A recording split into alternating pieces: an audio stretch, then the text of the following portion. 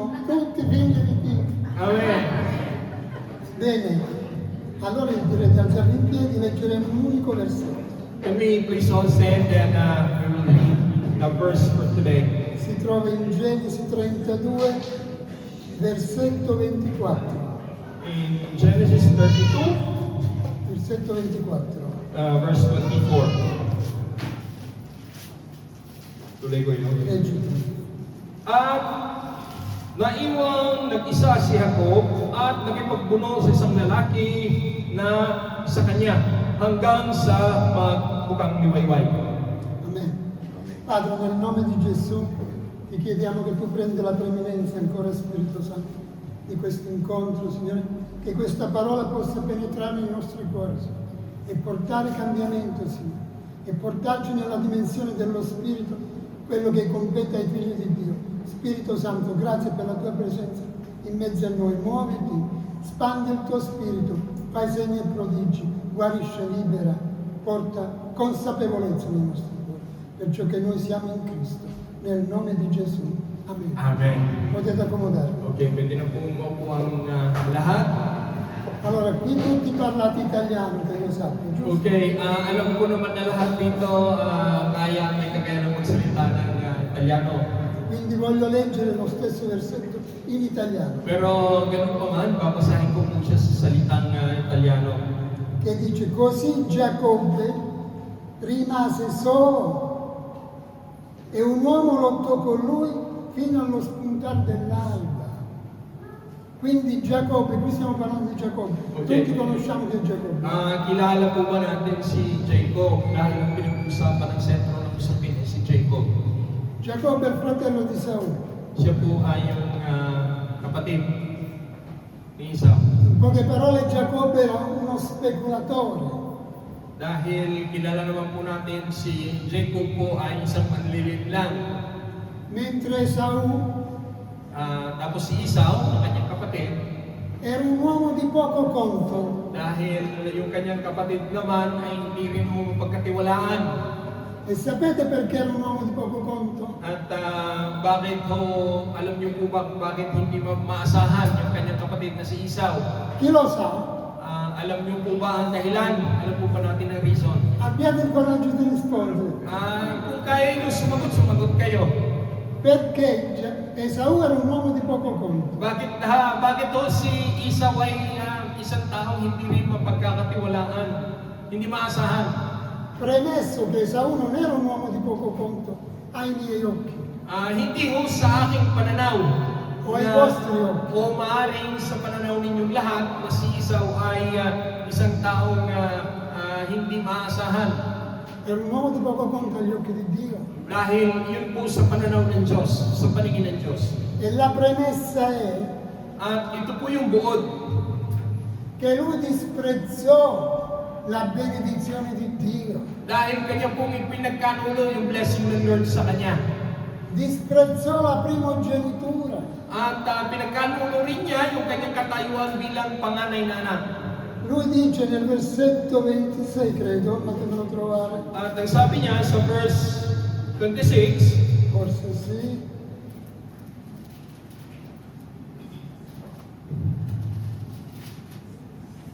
Giacobbe dice, il versetto 25-32, cosa dice? kapitulo. 25, versetto 32. Genesi 25-32. At sinabi ni Esau, narito ako'y namamatay at saan ko mapapakinabangan ang pagkapanganay. Vedete cosa dice? At nakita ninyo kung ano ang sinabi. Io sto per morire. Sabi, mamamatay na ako. Cosa mi giova la primogenitura? Ano ba ang pakinabang kung ako'y maging isang panganay? Sapete quanto è grave non realizzare la benedizione di Dio? At dapat natin maunawaan kung gaano grabe kapag hindi natin na-realize yung blessing ng Lord sa ating mga buhay. Ma Giacobbe, anche essendo un uomo stolto, perché la parola Giacobbe significa stolto, Kasi kahit si Jacob na manlilin lang, kasi yung tradition ng kanyang pangalan na Jacob is manlilin lang, Era un uomo avveduto, Pero siya po ay maasahan. perché il versetto 33 cosa dice? Kasi sinabi ng verse 33, at sinabi ni Jacob, isumpa mo muna sa akin at sinumpa nga niya sa kanya ang kanyang pinagbili, ang kanyang pagkapanganay kay ako. Disse giurami, Ang sabi niya, manumpa ka muna. giuramelo che tu mi dai la primogenitura per un piatto di lenticchia. Ipalumpa mo na ipagpapalit mo yung iyong pagiging panganay sa isang mangkok na beans. Lui aveva capito il valore, Dahil naunawaan ni Jacob yung value ng blessing. cosa vuol dire essere benedetti da Dio. At naintindihan niya anong ibig sabihin kapag pinagpala ng Diyos. In un altro contesto, in Proverbi, il Signore dice che la benedizione di Dio è quella che arricchisce. At sa Proverbs, other tradition ang sabi, it is the blessing of God that makes us rich. Cosa sto dicendo? Capite? Dice la benedizione di Dio arricchisce e non mi aggiunge alcun dolore. And he adds no trouble in it. Quindi Esau è stato 2 volte stolto. Kaya mapansin natin na si Esau ay talagang 2 beses siyang naisahan. Vendette la primogenitura, Ipinagpalit niya yung kanyang pagiging panganay ma almeno si fosse venduto bene, mi capite? at kahit man lang sana ipinagbili niya sa maayos na halaga, Io potrei anche venderli, giusto? pwede ko namang ipagbenta kung ako ang tatanungin niyo. Non sarà mai, ma non mi- però potrei farlo. Hindi ko gagawin, pero pwede kong gawin at kaya kong gawin. Ma nel momento che mi vendo bene. Pero kapag ibibenta ko naman ng maayos na sa wastong halaga. Un piatto di lenticchie, ma scherziamo? Sa isang mangkok na munggo, Premesso che io non mangio carne, però un filetto andava meglio, no? ako hindi ako kumakain ng karne, pero sana naman mas maganda-ganda yung kapalit. Io ogni tanto scherzo per sdrammatizzare. Kung minsan ako, I crack jokes at least to ease the tension among us. Ma la profondità della parola di Dio. Pero yung kalaliman ng salita ng Diyos, Vedete, abbiamo letto prima, no? Genesi 32-24, na nabasa natin kanina, chapter che Giacobbe rimase 33-24, solo na si al Jacob montare con isa Dio. sa altar. Vi è mai capitato di rimanere soli, faccia a faccia con Dio? Nasubukan nung nangyari na ba sa inyo na kumbaga nagkatapatan harapan kayo ng Diyos? Sapete cosa vuol dire rimanere da soli, faccia a faccia con Dio? At naintindihan mo ba natin at naunawaan natin when we come face to face with the Lord? Anong kahulugan? Vuol dire che ci sarà una rivelazione.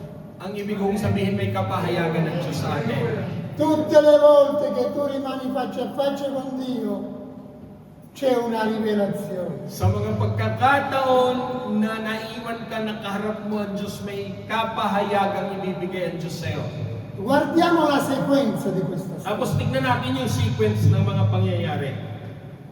Dice che appunto Genesi 32 Giacobbe rimase da solo con Dio e lottò. Sa chapter 22, ang sabi, naiwan si Jacob na mag-isa sa presence ni Lord. Ma prima di questo Pero bago po yun nangyari, riesce, perché lui aveva capito l'importanza di essere il primogenito, at naintindihan ni Jacob yung kahalagahan ng pagiging panganay perché la benedizione è doppia del primogenito. dahil ang blessing po niyan is double portion. Quindi in qualche maniera riesce con astuzia, con intelligenza a portare via la primogenitura al fratello che reputò la primogenitura qualcosa, la disprezzò. Questo è il vero segno. La Dahil disprezzò. yung tunay na kahulugan sa mas malalim na kahulugan na nasalap niya yung pagiging panganay, yung blessing ng pagiging panganay sa kanyang kapatid na si Esau. E sapete quale fu la conseguenza di aver disprezzato la primogenitura? At alam po ba natin kung ano yung consequence kapag nawala natin yung pagiging panganay kasama doon yung pagpapala ng Diyos?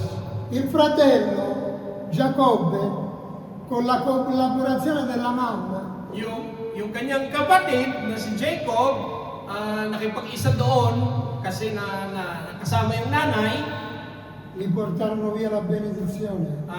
nakuha nila, nagawa nilang kunin yung blessing. Vi ricordate l'astuzia della mamma che fece vestire Giacobbe con i vestiti di Esaù? At naalala nyo yung suggestion ng ina na magdamit ka kagaya ng damit ni Esau. E gli portò via la benedizione.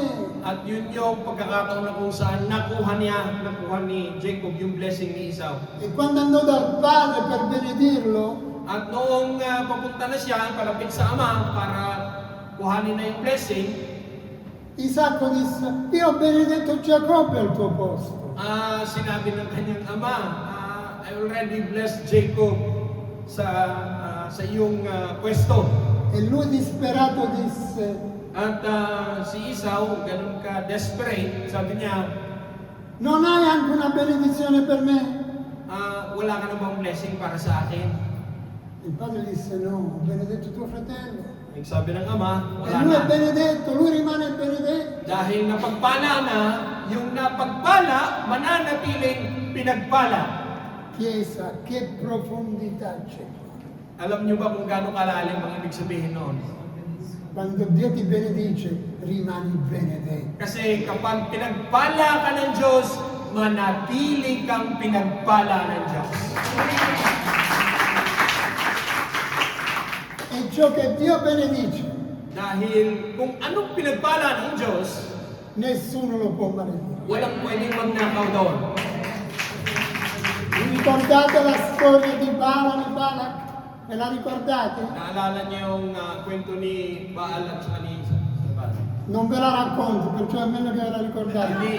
Hindi ko na naikwento, pero basahin sa Bible, La trovate in Numeri, capitoli dal 22 al 25. in Numbers chapter È una bella 22 storia. hanggang 25. Maganda ho yung kwento. Quindi dopo tutto questo, Kaya pagkatapos ng lahat ng ito, Esaù decide di fare una cosa stupida. si Esau ay isang gumawa ng, let's say the word, Proprio letteralmente. isang stupid na, literally, Letteralmente isang stupid stupid. action. Perché disse, lui ha meditato, appena moriva suo padre, appena i giorni di lutto sarebbero finiti, di uccidere suo fratello. Na hinintay lang niya na matapos yung paglamay kasi namatay ang kanyang yumawang kanyang ama, sabi niya, gusto niyong patayin yung kanyang kapatid na si Jacob. E quindi, come dice la Bibbia, At ang sabi ng Bible, un abisso chiama un altro abisso. isang hindi magandang pangyayari ay susundan pa ng isang hindi magandang pangyayari. Capite il senso? Naunawaan po ba natin yung ibig sabihin? Quando io sbaglio, Na kapag ako nagkamali, quando uno di noi sbaglia, o kapag isa sa atin ay nagkamali, l'unico modo per risorgere bukod tanging pamamaraan para natin maayos o maisayos, è il pentimento. ay humingi tayo ng kapatawaran sa harapan ng Diyos. Perché dove non c'è pentimento, At kapag walang repentance, il peccato continua, ti tira giù come nelle sabbie mobili. ang kasalanan patuloy tayong huhugutin parang kumunoy. Allora la mamma venne a sapere questo, At nalaman ng ina na ganun ang plano ni Esau, parla con suo marito Isacco kinausap niya ang kanyang asawa, si Isaac, per mandare Giacobbe a casa a Betuel, la casa di suo zio Laban. at pinadala niya si Jacob sa kanyang uncle, si Laban. Leggiamo Genesi 28, 1 e 2 At sa chapter 28, e 3, 1, 2, 3. Genesis 28, 1, 2 e 3. at tinawag ni Isaac si Jacob at siya binaspasan at sila ay pinagbili na sinabi sa kanya, huwag kang mag-aasawa sa mga anak ng Kanaan, tumindig ka, pumaroon ka sa Pad-aram sa bahay ni Bethuel, ang ama ng iyong ina, at mag-asawa ka roon ng anak ni Laban na kapatid na lalaki ng iyong ina. Verse 3. At ikaw ay pagpapalainawa ng Diyos na makapangyarihan sa lahat, at ikaw ay palalaguin, at ikaw ay pararamihin, upang ikaw ay maging kapisanan ng mga bayan. Amen. Capite? Il papà è qui che parla e lo benedice, gli conferma la benedizione. Il versetto 3 dice, il Dio Onnipotente ti benedica, ti rende fruttifero e ti moltiplichi, sì che tu divenga un'assemblea di popoli e ti dia la benedizione di Abramo, a te e alla tua discendenza, la benedizione di Abramo, il primo patriarca nella Bibbia. At inulit po ng Ama ni Isaac ang nireconfirm yung benediction kay Jacob at sinabi, ikaw ay pagpapalainawa ng Diyos na makapangyarihan sa lahat at ikay pagpalalaguin at ikay pararamihin upang ikay maging kapisanan ng mga bayan at ibigay nawa sa iyo ang pagpapala kay Abraham. Abraham is the first patriarch of Israel. Amen. E si avverò tutto alla lettera. At nangyari po lahat ng iyon, literalmente, yung dineclare. Perché vedete, sempre in Genesi 28 dal versetto 12 cosa dice? Kasi kung babasahin natin, the same chapter 28, verse 12, at nanaginip at narito ang isang hagdan na puno, na ang puno ay nasa lupa at ang dulo ay umaabot sa langit. At narito ang mga anghel ng Diyos na namamanhig manaog doon.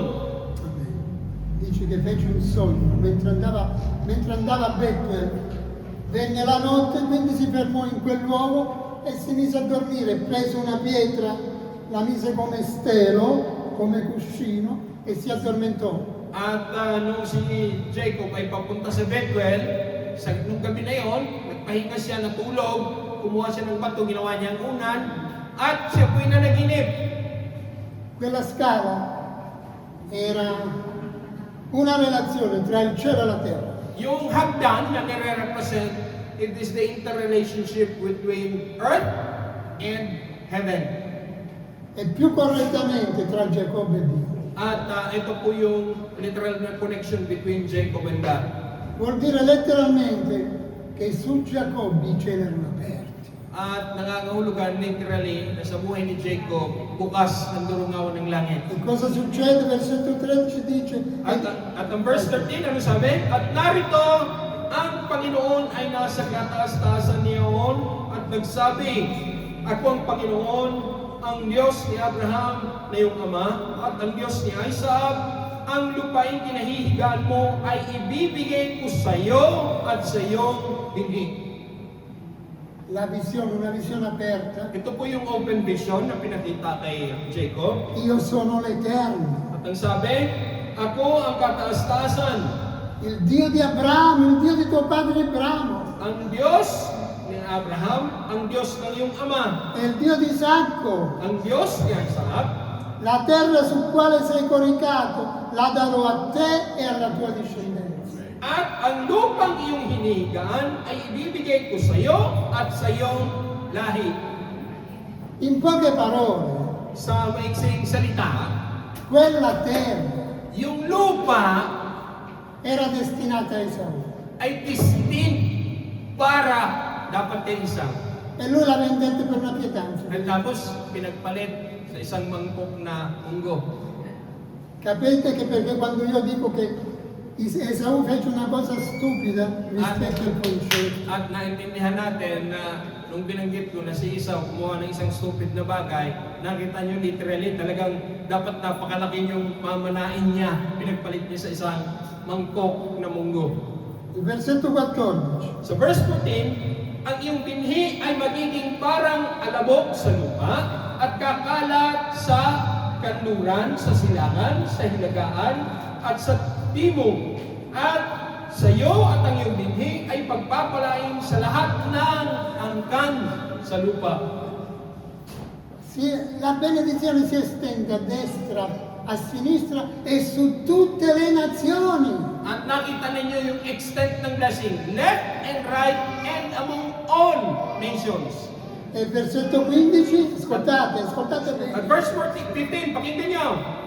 At narito ako'y suma sa iyo at iingatan kita saan ka man pumaroon. Pababalikin kita sa lupain ito sapagkat hindi kita iiwan hanggat hindi ko magagawa ang sinalita ko sa iyo. Signore lo rassicura. Nandun po yung guarantee ng Lord sa kanya. Io sarò con te Sasamahan kita, e ti proteggerò dovunque andrai iingatan kita saan ka man pupunta.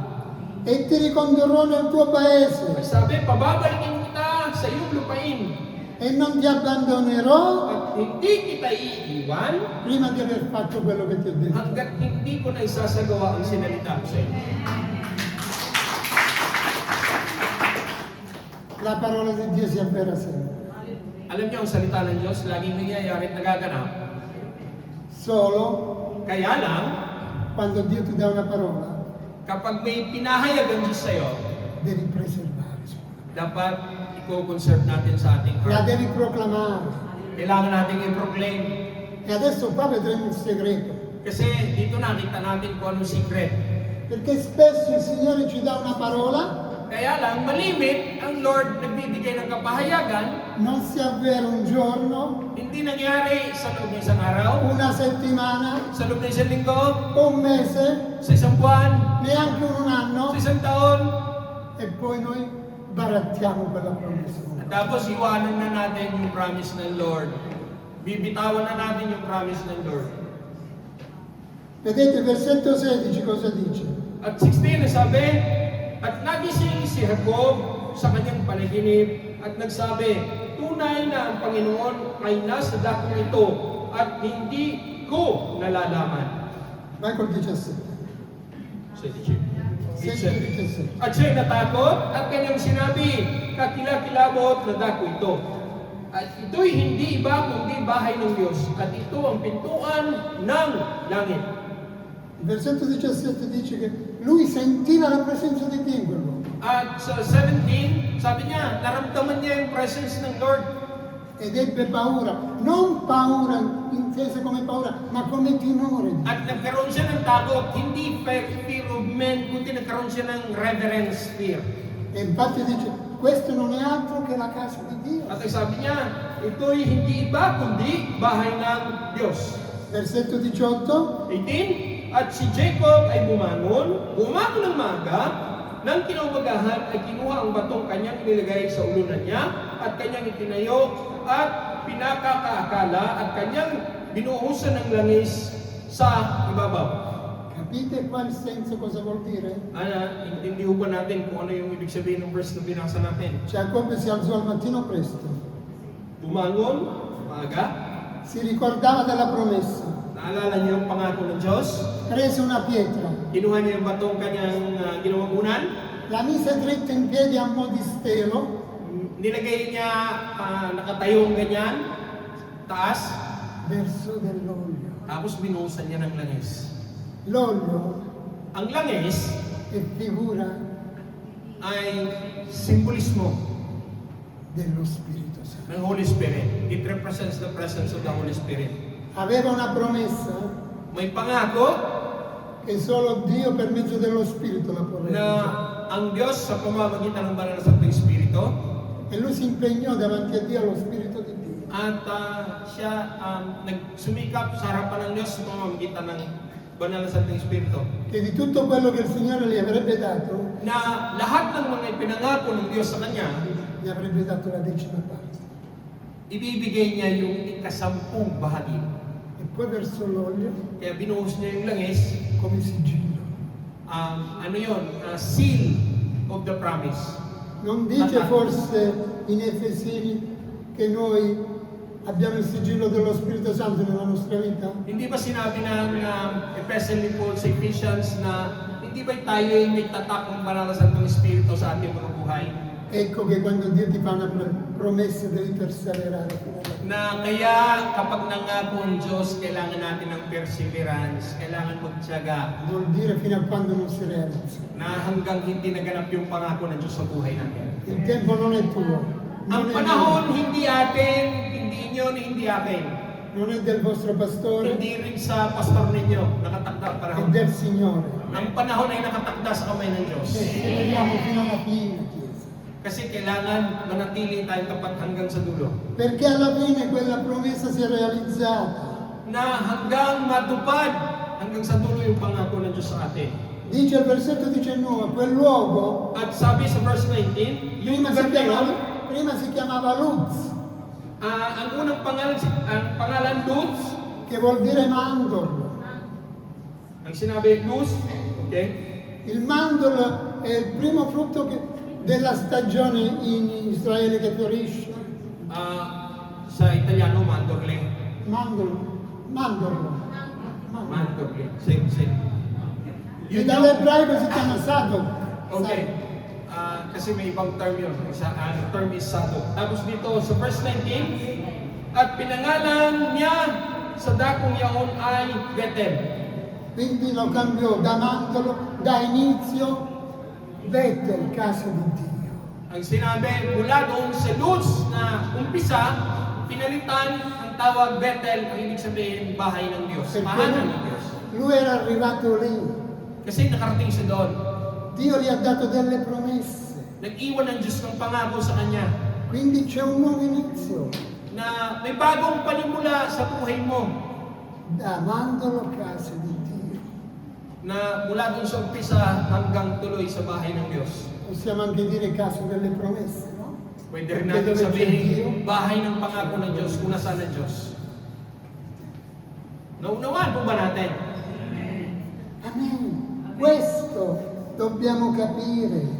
Dopo di questo lui arriva a Betel, no? Arriva da Pagkatapos suo Dio. nito, nakarating siya sa Bethel.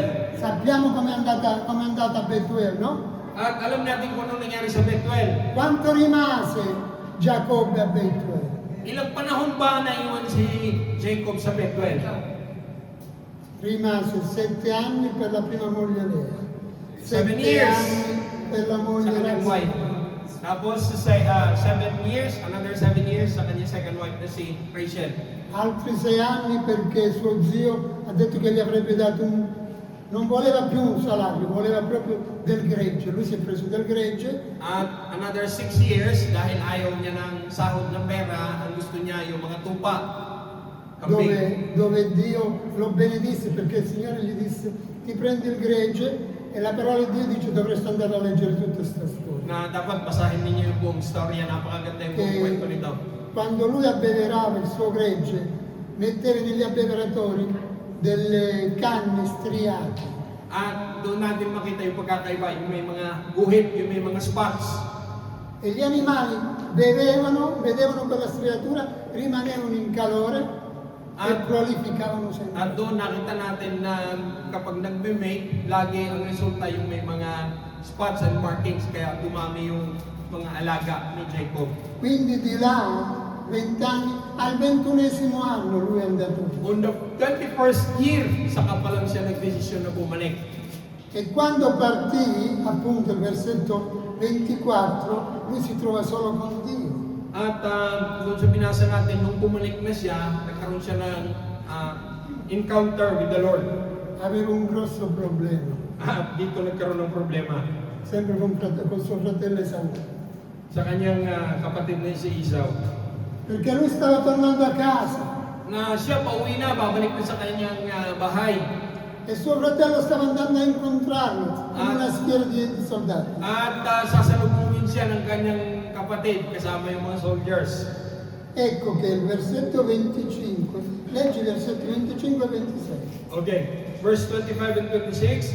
At nang makita nitong siya'y hindi manaig sa kanya, ay hindi po ang kasukasuan ng hita niya at ang kasukasuan ni Jacob at sinaktan samantalang nakikipagbuno sa kanya. Verse 26. At sinabi, itawan mo ako sapagkat magbubukang liwayway na. At kanyang sinabi, hindi kita bibitawan hanggat hindi mo ako binabasbasan.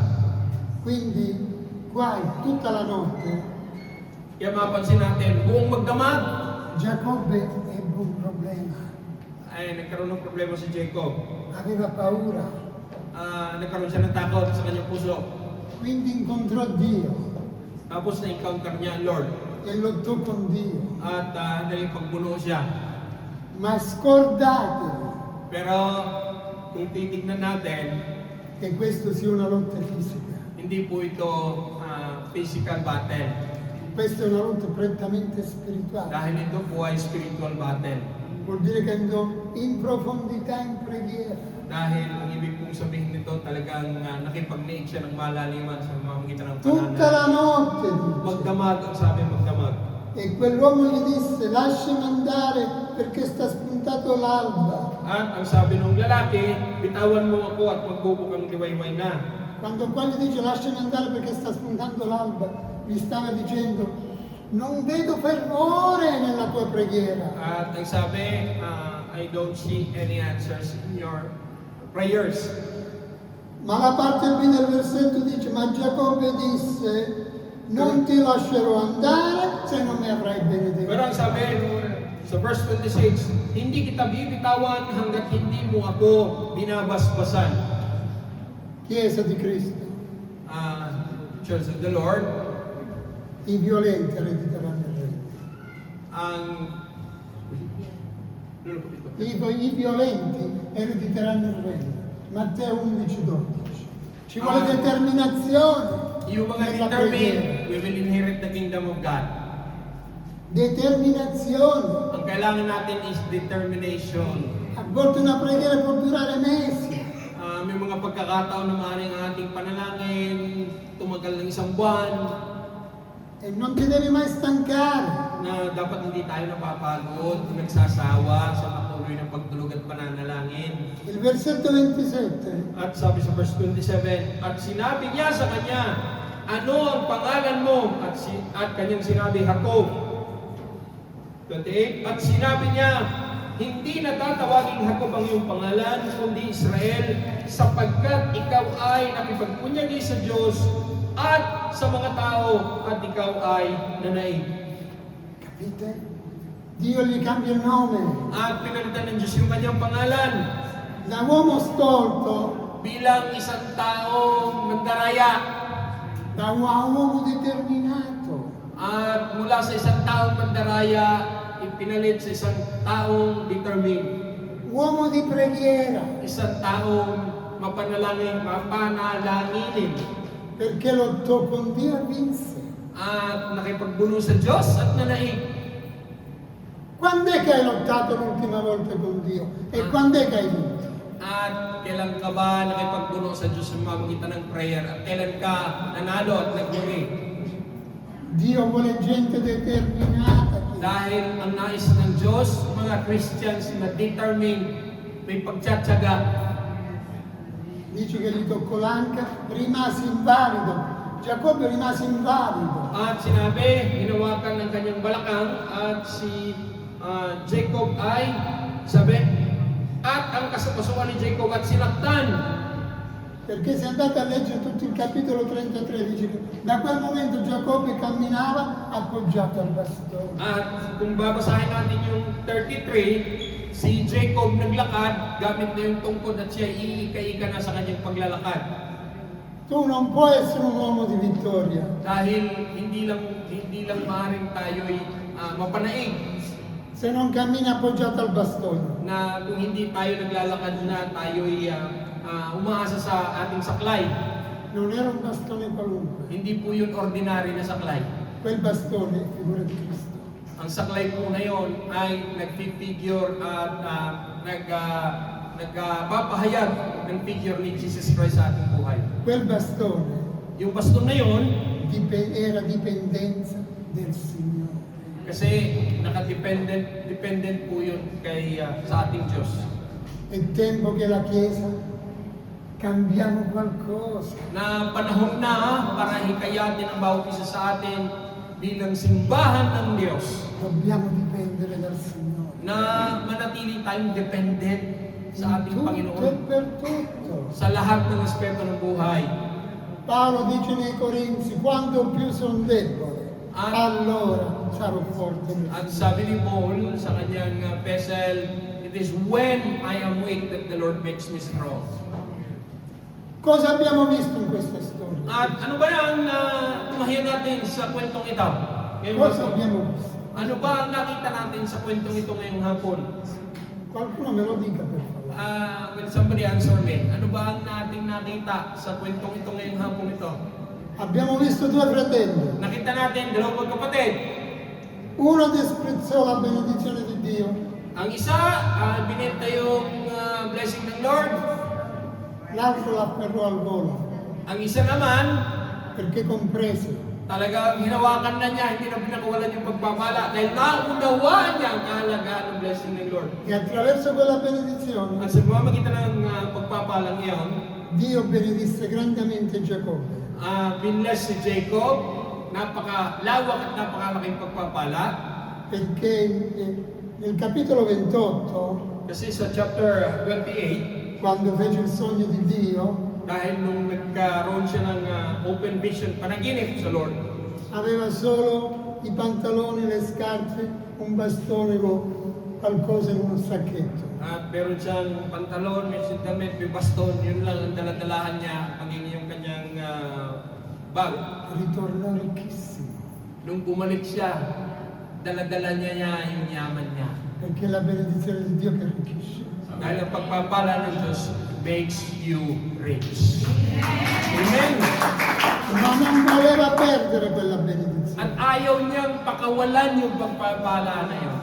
perché dal momento che lui vide Dio faccia a faccia, Nung pagkakataon na kung saan nagkaroon siya ng face-to-face encounter sa Lord, divenne un uomo determinato nagkaroon siya ng determinasyon sa kanyang puso. e lottò con Dio e vinse. At nakipagbuno sa Diyos at nanaig. E da allora c'era il sigillo di Dio nella sua vita. Kaya nagkaroon ng pagkilos sa Diyos sa kanyang buhay. Non più Giacobbe, non più uomo stolto, ma uomo di vittoria. Hindi na bilang Jacob, hindi na bilang taong manlilinlang, kundi bilang taong matagumpay.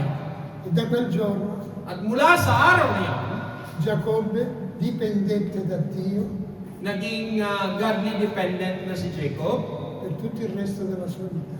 hanggang sa buong panahon ng kanyang buhay. Non basta essere uomo e donna di preghiera, Hindi sapat na tayo bilang mga babae at lalaki na mapanalanginin. la verità è Ang katotohanan ito, che tu sei un uomo e una donna di preghiera na kung ikaw ay isang babae at isang lalaki na puno ng pananalangin, solo quando dipende da Dio, yun, nakadepende lahat yun. solo quando cammini appoggiato al bastone. Kapag tayo naglalakad, tayo ay nakasandal sa baston, sa kapangyarihan, Signore, io dipendo da te. na lagi natin i-declare, Lord, ako nakadepende sa iyo. Signore, io mi muovo attraverso di te. Ako, Lord, kikilos ayon sa nais mo. Signore, io ho la vittoria in te. Ako, Panginoon, may tagumpay na nasa iyo. Amen? Alziamoci in piedi. Pwede ho tayong tumayong lahat. Io direi che non è tanto tardi. Vorrei proprio che alla luce di questa parola oggi, perché tutti noi siamo venuti qua con un'aspettativa, vero o no? Kasi lahat naman tayo, meron Io tayong sono sariling... venuto con un'aspettativa. Meron vero o no? tayong, pumunta tayo dito ngayon, meron tayong sariling pananaw, meron tayong sariling perspective.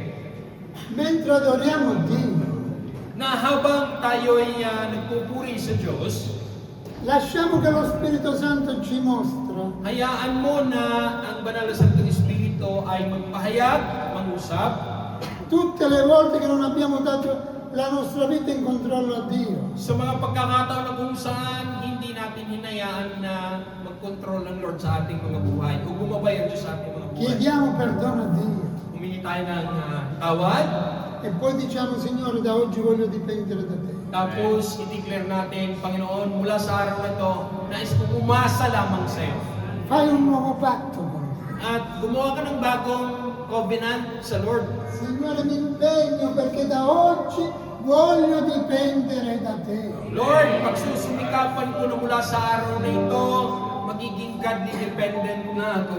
E la premessa è At ito po yung sentro che ogni mattina quando ti alzi na bawat umaga kapag ikay nagising, devi fare una cosa, isang bagay ang dapat natin gawin. anzi due. Dalawa. Prima ringrazio lo Spirito Santo. Ang una, pasalamatan ng Banal na Santong Espiritu. La seconda puoi dirgli, Ang pangalawa, pwede natin i-declare, Spirito Santo ti consegno la mia vita, Holy Spirit, ipinagkakatiwala ko sa iyo ang aking buhay, la mia casa, ang aking tahanan, la mia famiglia, ang aking pamilya, il mio posto di lavoro, ang aking trabaho, la mia comunità, ang aking spiritual family, i miei pastori, ang mga pastor, le mie finanze, ang aking finances, sopra tutto il mio cuore. At lalo tigit, Panginoon ng aking puso. E tutto cambierà. At kung makikita natin, magkakaroon ng pagbabago. Adoriamo, adoriamo. And encourage everyone, let's remain in the presence of the Lord as we worship. Adoriamo. Alziamo le mani, arrendiamoci al Signore. And we raise our hands as we close our eyes. And let your heart deeply worship the Lord. E se qualcuno vuole riconsacrarsi a Dio, At kung sino nais na minsan pa'y lumapit sa unahan at Venite itanong davanti. ang kanyang sarili sa Lord, inanyaya mo kayo mapagbagting sa unahan. At minsan pa'y italaga, ialay mo ang iyong buhay sa harapan ng Panginoon. sarà il vostro pastore stesso a pregare e a consacrarvi. At ipapanalangin namin kayo. Hallelujah. Alziamo le mani, gridiamo, And raise our hands ringraziamo il as we Signore. worship the Lord. Creiamo un po' di disordine nel nome di Gesù. Rabababashabba. Is the Lord worthy? Oh, hallelujah. Alleluia. The city of Alleluia. our God. Alleluia.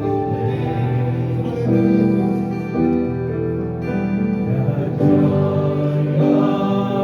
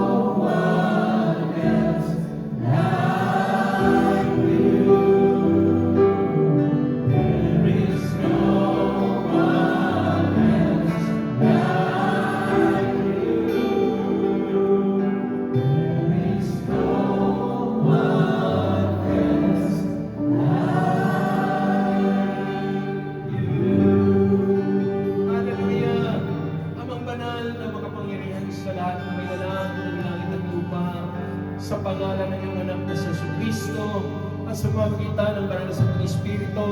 Panginoon, sa hapong ito, sa lahat ng mga kapatid kong humakbang sa harapang ito, hakbang ng pananampalataya, hakbang ng pag-asa, na minsan pa, Panginoon, nangako ka.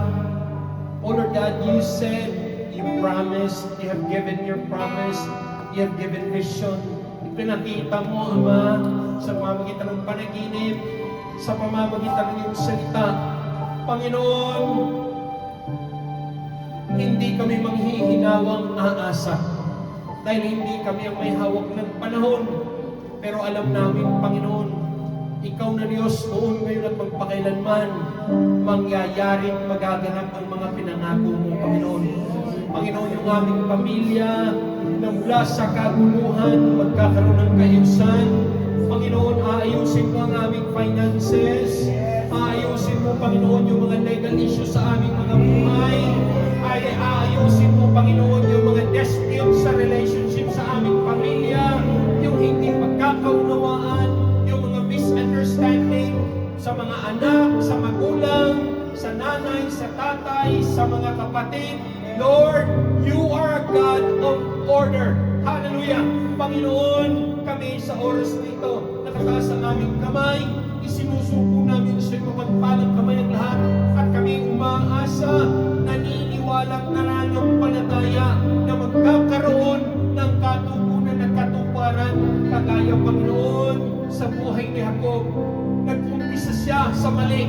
He started with a wrong step.